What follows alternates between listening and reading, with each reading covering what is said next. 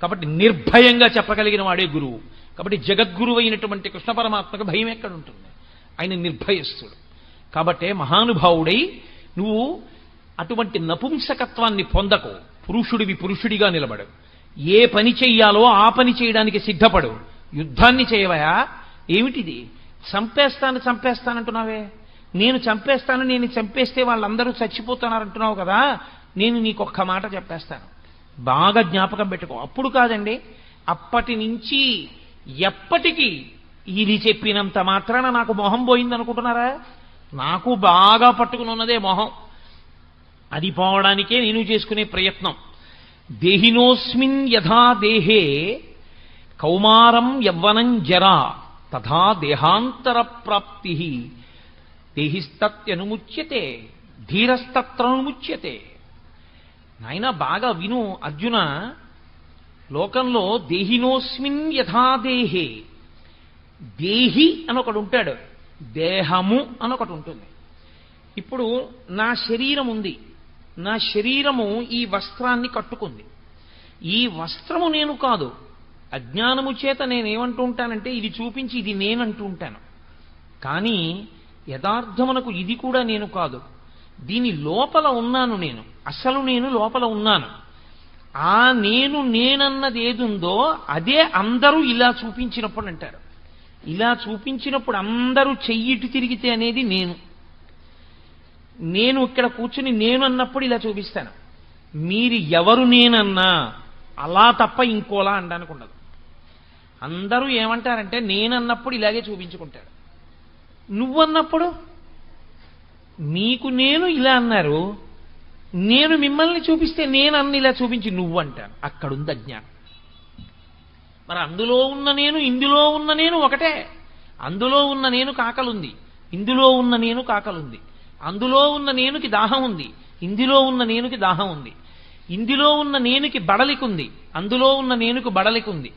అందులో ఉన్న నేనుకి వృద్ధాప్యం ఉంది, ఇందులో ఉన్నటువంటి నేనుకి వృద్ధాప్యం అంటే పై శరీరానికి ఉంది. లోపల ఉన్నటువంటి నేను మాత్రం ఎప్పుడు అలా సాక్షిగా ఉంటోంది. ఇవన్నింటినీ శరీరం పొందుతుంటే ఆ లోపల ఉన్న నేను దీనికి ఆకలేస్తోందని అందులోనూ తిని తృప్తి పొందుతోంది. ఇక్కడ లోపల ఉన్న నేను దీనికి ఆకలేస్తోందని ఇందులో ఏదైనా వేస్తే తృప్తి పొందుతోంది. ఇందులో ఉన్న నేను ఎలా తృప్తి పొందుతుందో ఆకలేసినప్పుడు అందులో ఉన్న నేను కూడా అలాగే తృప్తి పొందుతుంది. కాబట్టి నేను అన్నప్పుడు నాలో ఏదుందో అదే అందులోనూ ఉంది తప్ప ఇంకోటి లేదు. ఉన్నది ఆ పదార్థమే. ఆ పదార్థమే నేనన్నప్పుడు ఉంది, ఆ పదార్థమే నువ్వన్నప్పుడు ఉంది. కానీ అజ్ఞానమంతా ఎక్కడొచ్చేస్తోందంటే మధ్యలోకి నువ్వన్నప్పుడు వేరైపోతావు. వాడేమైపోయినా పర్వాలేదు, నేను బాగుంటే బాగుండంటున్నాడు. కాదు, ఇందులో ఉన్నవాడికి దీనిలో ఆకలేసినప్పుడు, దీంట్లో పదార్థం పడేసినప్పుడు ఇది ఎలా తృప్తి పొందుతుందో, నాలో నేను అనబడేటటువంటిది ఎలా సంతోషిస్తుందో, ఆ నేనే అందులో కూడా ఉంది. ఆ నేను కూడా అలాగే సంతోషిస్తుంది. అందులో ఆకలేసినప్పుడు పడేస్తే పాపం అది కూడా ఖాళీగా ఉంది, అది కూడా అన్నం లేక ఏడుస్తోంది.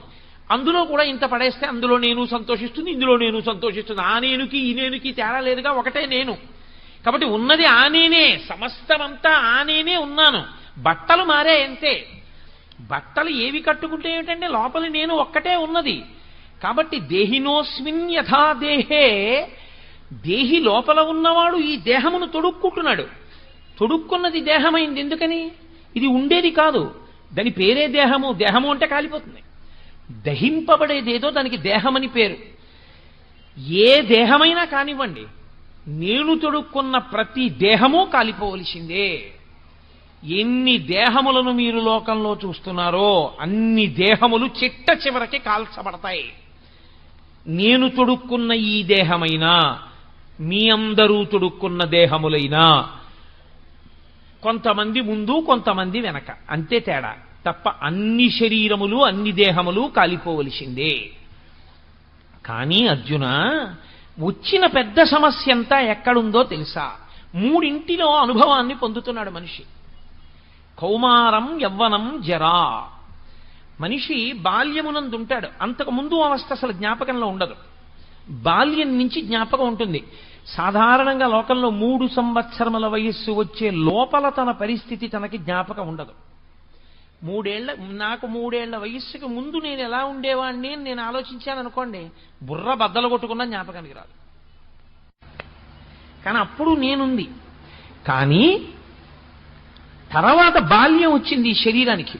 ఈ శరీరం బాల్యంలో ఉన్నప్పుడు సాయంకాలం అయితే ఇలా ఉపన్యాసాలు ఏం చెప్పేది కాదు. ఇది సాయంకాలం అయ్యేటప్పటికీ ఎవరో 2 వ్యక్తుల్ని వెతుక్కుని ఆ 2తో పంటలు వేసుకుని ఆ 2 పరిగెడితే వాళ్ళని ముట్టుకునేది, ఆడుకుంటూ ఉండేది, వాళ్ళ వెనక తిరుగుతూ ఉండేది.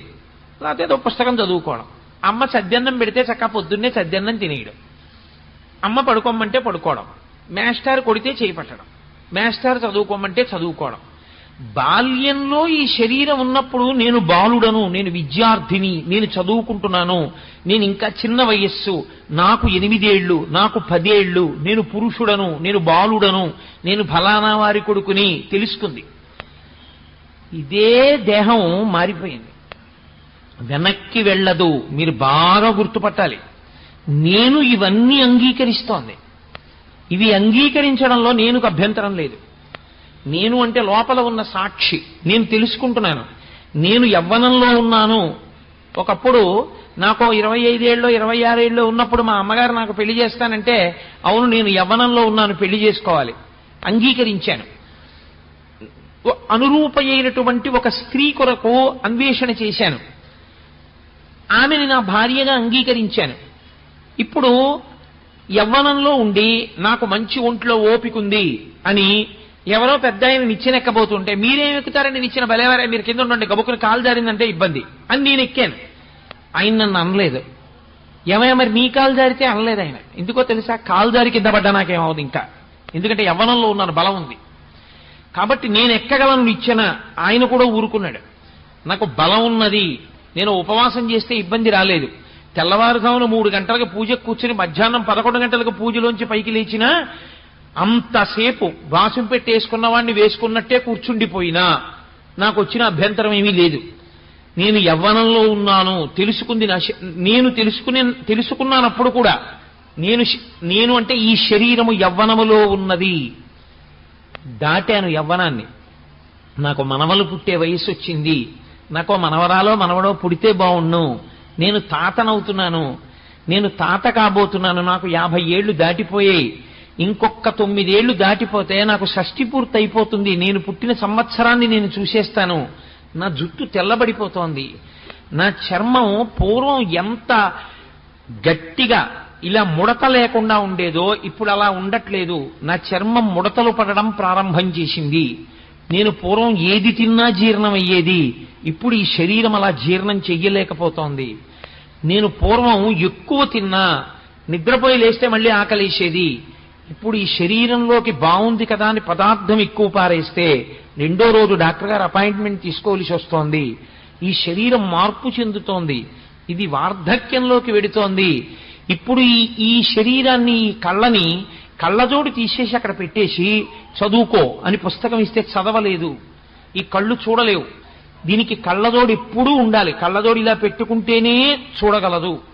అందుకని ఆఖరికి నేను రైల్వే అప్పర్ బెర్త్ మీద పడుకున్నా పక్కన ఓ చిన్న పాకెట్ లాంటిది ఉండాలి, కళ్ళజోడు మాత్రం దానికి తగల్చుకుని పడుకోవాలి. పరుసు అవి దాచుకోవచ్చు, కళ్ళజోడు దాచుకోవడానికి లేదు, దానికి తగల్చుకుని ఉండాలి. ఆఖరికి నేను మెడలో వేసుకున్న రుద్రాక్షలు తీసి తలగడా కింద పెట్టుకుని బెర్త్ మీద పడుకున్నవి స్టేషన్ వచ్చేసిందన్న కంగారులోనైనా లేచి మర్చిపోయి దిగిపోతానేమో కానీ కళ్ళజోడు మాత్రం మర్చిపోను. శరీరంలో అంతర్భాగం అయిపోయింది అది. ఎందుకని? ఆ కళ్ళజోడు లేకపోతే అసలు ఏమీ కనపడదు. కాబట్టి ఇప్పుడు కళ్ళజోడు లేకుండా నా శరీరము ఏమీ చూడలేదు, నా కళ్ళు చూడలేవు. పూర్వం ఇలా వింటే అలా వినపడేది, ఇప్పుడు ఎందుకో వినికిడి శక్తి తగ్గుతోంది. కాబట్టి ఈ శరీరమునందు మార్పు వచ్చేస్తోంది, ఇది వార్ధక్యమును పొందేస్తోంది, ఇది లొంగిపోతోంది, సంధిబంధములు విడుతున్నాయి. ఇక్కడ వరకు అంగీకరిస్తున్నాం. ఎలా అంగీకరిస్తున్నాం? లోపల ఉన్నటువంటి నేను ఏది ఉన్నదో అది మార్పు లేకుండా ఉంటుంది. అది మార్పు లేకపోతే కదండి మారేదానికి గ్రహించడం. అదే మారిపోయిందనుకోండి ఇంక అదేం గ్రహిస్తుంది? వెళ్ళిపోతున్నటువంటి రైలుని, ఆ రైలు యొక్క వేగాన్ని ఎప్పుడు తెలుసుకోగలం? నిలబడిన రైల్లో మనం కూర్చుంటే. మనం వెడుతున్న రైలు వేగంగా వెళ్ళిపోతుంటే అవతల రైలు వేగంగా వెళ్ళిపోతే ఆ రైలే అంత వేగంగా వెళ్ళింది అనుకుంటాం. ఆ రైలు కాదంత వేగంగా వెళ్ళింది, మనము అంత వేగంగా వెళ్ళిపోతున్నాం, అది అంత వేగంగా వెళ్ళింది. ఈ వేగం ఆ వేగం కలిపి అది తొందరగా వెళ్ళిపోయినట్టు అనిపిస్తుంది. మనము అంత తొందరగా ముందుకు వెళ్ళిపోయాం కాబట్టి. అది భ్రాంతి. అలా కాకుండా ఏది మారదో అది మాత్రం లోపల ఉంది. నేను ఉండి దీని మార్పులన్నిటినీ తెలుసుకుంటోంది. మీ స్టేటస్ ఏమిటని అడిగారు అనుకోండి, చైల్డ్ అని రాసింది ఒకప్పుడు, చెప్పింది లోపల నుంచి ఐఎమ్ స్టిల్ ఎ చైల్డ్, నేను ఇంకా పిల్లాడిని కాబట్టి చైల్డ్ అని రాయి అంది. ప్యాంటు వేసుకోకూడదు, నిక్కరు వేసుకో అని చెప్పింది, నిక్కర్ వేసుకున్నాను. హాఫ్ టికెట్ అడుగు, హాఫ్ టికెట్ అడిగాను. నేను రైల్లో కూర్చుంటే సీటు కావాలనుకుందనుకోండి, ఒక తల్లి వచ్చి బాబు నా ఒళ్ళో కూర్చుందో కానీ దానా అన్న అని చెప్పి ఆవిడ కూర్చుని నన్ను ఆ తల్లి తన ఒళ్ళో కూర్చోపెట్టుకుంది. తన బిడ్డని ఎలా కూర్చోబెట్టుకుందో అలా కూర్చోపెట్టుకుంది. నాకు 18 ఏళ్లు దాటాయి, నేను యవ్వనంలో ఉన్నాను. ఇప్పుడు నా ధర్మం ఎలా మారిపోయింది? ఇప్పుడు నేను యవ్వనంలో ఉన్నాను, ఫుల్ టికెట్ ఇమ్మని అడుగుతాను. నేను చిన్నపిల్లాడప్పుడు నేను ఇలాగే ఎవరో ఒక ఆవిడ కూర్చోబెట్టుకుంటే ఒళ్ళో కూర్చున్నానండి అంటానా? అనను. అమ్మ మీరు కూర్చోండి, నాకు ఒంట్లో ఓపిక ఉంది, పర్వాలేదు తల్లి మీరు కూర్చోండి, నేను నించుంటాను, నిలబడగలనమ్మా, నాకు ఓపిక ఉందమ్మా అంటాను.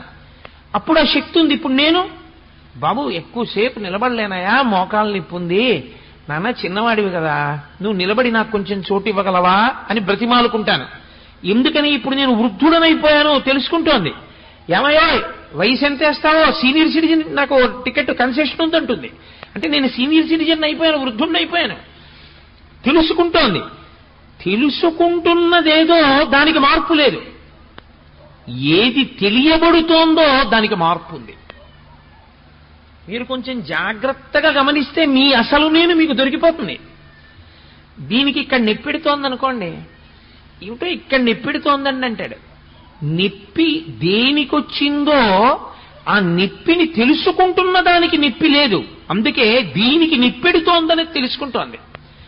ఈ కన్ను నేను కాదు, అందుకే ఈ కంట్లో కుంకుడు పులుసు పడితే ఈ కన్ను చూడలేకపోతోందని చూస్తోంది. అది చూడలేని దాన్ని చూస్తోంది కన్ను, లోపల ఉన్న నేను తప్ప. కన్నే నేననుకోండి, కన్ను చూడలేకపోతే ఇక కన్ను చూడలేకపోతోందని నేను ఎక్కడ చూస్తాను? కన్ను చూడలేకపోతోందని చూస్తున్నవాణ్ణి నేను. ఈ శరీరమునకు నొప్పి పెడుతోందని తెలుసుకుంటున్నవాణ్ణి నేను. ఈ శరీరము బాల్యమునందున్నది అని తెలుసుకున్నవాడను నేను. ఈ శరీరము యవ్వనములోకి వెళ్ళింది అని తెలుసుకున్నవాడను నేను. మార్పు లేదు. బాల్యమునందు మార్పు లేదా, నేను అలాగే ఉంది. యవ్వనంలోకి శరీరం వచ్చింది, నేను ఎందు మార్పు లేదు, శరీరం మారింది. శరీరము వార్ధక్యంలోకి వెళ్ళింది, నేను ఎందు మార్పు లేదు, ఇది వార్ధక్యంలోకి వెళ్ళిందని తెలుస్తుంది. నీకు తెలియంది ఒక్కటే ఉంది, అందుకనే భయపడుతున్నావు అన్నారు కృష్ణ పరమాత్మ. ఏది నీకు తెలియదో తెలుసా? ఇది పడిపోతుంది. నీ భయం అంతా ఏమిటంటే, ఇది పడిపోయినా నీవు ఎవరి మీద అత్యంతాభిమానం పెట్టుకున్నావో వాళ్ళ శరీరం పడిపోయినా ఇక వాళ్ళుండరు, ఇది పడిపోతే నువ్వు ఉండవు అని నువ్వు అనుకుంటున్నావు. బాల్యంలో ఉన్న నీ శరీరం యవ్వనంలోకి ఎడితే లోపల ఉన్న నేను లేకుండా పోయిందా? ఉందిగా. యవ్వనంలో ఉన్న నీ శరీరం వార్ధక్యాన్ని పొందితే లోపల ఉన్న నేను లేకుండా పోయిందా? ఉందిగా. వార్ధక్యంలో ఉన్న శరీరం పడిపోతే లోపల ఉన్న నేను లేకుండా పోతుందని ఎందుకు అనుకుంటున్నావు? ఉంటుంది. మరి ఉంటే అప్పుడు దానికి శరీరం తదా దేహాంతర ప్రాప్తి, మళ్ళీ ఇంకో శరీరాన్ని పొందుతుంది. అలా ఎందుకు పొందడం? ఇందులోనే ఎందుకు ఉండిపోకూడదు? అంటే దానికి ఒక లక్షణం ఉంది. బాగా జీర్ణమైపోయినటువంటి దానిలో తాను ఉండదు. ఇది ఆ జీవుడికి ఉన్న లక్షణం అండి. అందుకే ఇల్లు కప్పంతా కన్నాలు పడిపోయింది అనుకోండి, పాడు పడిపోయింది అనుకోండి ఇల్లు, అబ్బాయి ఇందులో ఉండలేమండి అని వెళ్ళిపోతాడు. పెంకులన్నీ రాలిపోయి అంతా కన్నాలు పడిపోయి వర్షం పడిపోయి సూర్యకిరణాలు పడిపోతున్నాయి అనుకోండి, ఇల్లు పాడైపోయిందండి, శిథిల గృహం అయిపోయింది, ఇందులో నేను ఉండనని ఆ ఇంట్లోంచి బయటికి వెళ్ళిపోతాడు. ఏదో 4 గోడలు ఉన్నాయి కదండి, ఓ 4 దుంగలు ఉన్నాయిగా అందులో ఉంటానంటాడా? అనడు. సూర్యుడు చంద్రుడు ఇద్దరు కిరణముల లోపల పడితే తానుండకుండా బయటికి వెళ్ళిపోతున్నాడు. వాన ఎండ లోపలికి వస్తే నేను ఉండనంటున్నాడు. ఇది కూడా జీర్ణమైపోయి జర్జరీభూతమైపోతే ఇక తాను తినలేక, ఇక తాను త్రాగలేక, తను తిన్నది తనకి జీర్ణము కాక, తను తిన్నది నేనుగా మారక. మీరు చాలా జాగ్రత్తగా గుర్తుపెట్టుకోవాలి ఆ మాట. నేను నీళ్లు తాగితే తాగిన నీళ్లు నేనైపోతాయి. నేను అన్నం తింటే నేను తిన్న అన్నం నేనుగా మారిపోతుంది. నేను ఏది చదువుకున్నానో అది నేనుగా మారిపోతుంది. వార్ధక్యమునంత ఏమైపోతుందో తెలుసా అండి? వీటన్నింటినీ కూడా స్థూల శరీరం తిరస్కరిస్తుంది. తాను ఇంతకుముందు ఏది తెలుసుకుందో దాన్ని స్ఫురణలోకి తేదు. ఇప్పుడు నేను ఇలా ప్రసంగం చేస్తున్నాను, ఇంకో 30 ఏళ్ల తర్వాత ఈశ్వరుడు నాకు ఆయుర్దాయం ఇస్తే నేను వచ్చి ఇలా కూర్చున్నాను అనుకోండి, నేను ఇంత క్రమంలో ఉపన్యాసం చెప్పగలనని నమ్మకం ఏమి ఉండదు. ఆ స్ఫురణ ఉండదు, ఆ జ్ఞాపక శక్తి ఉండదు, క్షీణించిపోతుంది. అప్పుడు ఇలా తాళం చెవులు తీసి ఇలా పక్కనెట్టాను అనుకోండి, తాళాలు ఎక్కడెట్టాను అని వెతుక్కుంటాడు. మనవడు వచ్చి అంటాడు, తాతగారు తాళాలు అక్కడే ఉన్నాయి కదా తాతగారు అంటాడు. పరాకు వచ్చేసిందిరా అంటే తాళం వేశాను అనుకుంటాడు, వెళ్ళిపోతాడు. తాతగారు తాళం వేయలేదంటారు. చూసావా ఎంత ఇబ్బంది వచ్చిందో, పరాకు ఎక్కడో పెట్టేశానరా అంటాడు. పరాకు వచ్చేస్తోందని బెంగోటి వచ్చేస్తుంది, అదో భయం వచ్చేస్తుంది. కాబట్టి జీర్ణమైపోతుంటే శరీరం, అందులో ఇక జీవుడు ఉండడు. దేహము కాలిపోవడానికి యోగ్యతని పొందేస్తోందనుకోండి, తాను ముందే ఖాళీ చేసేస్తాడు. ఇది మీకు అందుకే ఈ జీవలక్షణమే పక్షి దగ్గర ప్రారంభం అవుతుంది. అందుకే సంసారంలో ఉపాధి మనుష్య ఉపాధికి దగ్గరగా ఉంటుంది పక్షి. అందుకే గూడు కట్టుకోవడం, గూడు పాడైపోతే ఎగిరిపోవడం, ఇవన్నీ చేస్తూ ఉంటుంది. మనం చూడండి, ఇల్లు శిథిలమైపోయింది అనుకోండి, ఇక కాపరం ఉండం, విడిచిపెట్టి వెళ్ళిపోతాం. అలాగే అర్జున, ఈ శరీరము జీర్ణమైపోయినా, ఈ శరీరము జీర్ణము కాకపోయినా, ఇక వాసయోగ్యము కాకుండా పోయినా, వాసయోగ్యము కాకుండా ఎప్పుడు పోతుందో తెలుసా అండి? ఇల్లంతా ఉంది, చక్కగా ఉంది, తుఫానుకి కప్పు ఒక్కటి ఎగిరిపోయింది. ఉంటారా? ఉండరు, వెళ్ళిపోతారు ఇంట్లోంచి.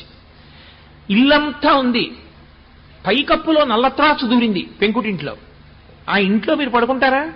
పగయగల్గెనేని పామున్న ఇంటిలో ఉన్న ఎట్లగాక ఎట్టులుండు అంటారు నన్నయ్య గారు భారతంలో. ఇంకా ఇంట్లో మీరు కాపురం చేయరు. మీరు నిద్రపోగానే పాము ఎక్కడి నుంచి దూకుతుందో తెలియదు. ఈ శరీరమునందు అతి ముఖ్యమైనటువంటి వ్యవస్థని ఆపు చెయ్యగలిగినటువంటి స్థితి ప్రవేశించిన అకస్మాత్ కారణము చేత ఛిద్రమైన గూడు, ఏదో వెడుతున్నాడు, జరగరానంత పెద్ద ప్రమాదం జరిగింది, శరీరము ఛిద్రమైంది, ప్రధానమైన అవయవం దెబ్బతినేసింది. ఏ గుండె దెబ్బతింది, ఇహ ఉండడు జీవుడు, బయటికి వెళ్ళిపోతాడు. మెదడు దెబ్బతినేసింది, బయటికి వెళ్ళిపోతాడు. మూత్రపిండాలు 2 నలిగిపోయాయి, బయటికి వెళ్ళిపోతాడు. ఏవి ప్రధానమో అవి నలిగిపోతే ఇక జీవుడు దాని ఎందు ఉండడు. ఎందుకంటే ఇందులో ఉండి నేనేం చేయలేను నిర్ణయానికి వస్తాడు. వచ్చి ఉత్క్రమణము, బయటికి వెళ్ళిపోతాడు. కాబట్టి అలా వెళ్ళిపోవడం వరకు నువ్వు ఒప్పుకుంటున్నావు, అక్కడ వరకు నీకు తెలుస్తోంది. నీకు భయం ఎందుకు వచ్చిందో తెలుసా? బాల్యములోంచి యవ్వనంలోకి వెళితే భయపడలేదు, సంతోషపడ్డావు. యవ్వనంలోంచి వార్ధక్యంలోకి వెళ్ళావు, భయపడిపోలేదు, నేనున్నానుగా అన్నావు. ఆ తర్వాత దానికి భయం ఎందుకు పడిపోతున్నావు తెలుసా? అయ్య బాబోయ్ ఇది ఉండదని. ఇది ఉండదేమో కానీ అర్జున, దేహం ఉంటుంది, మళ్ళీ ఇంకో శరీరంలో గడిపోతావు.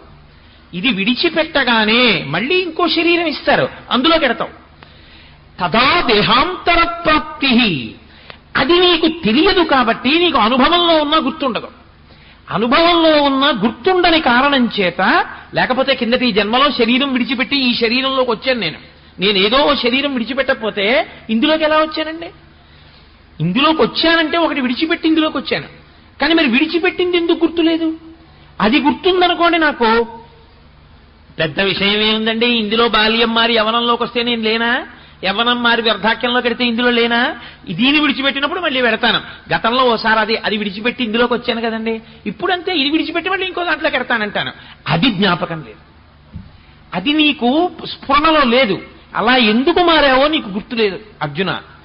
తదా దేహాంతర ప్రాప్తి, కానీ శరీరం పొందుతావు.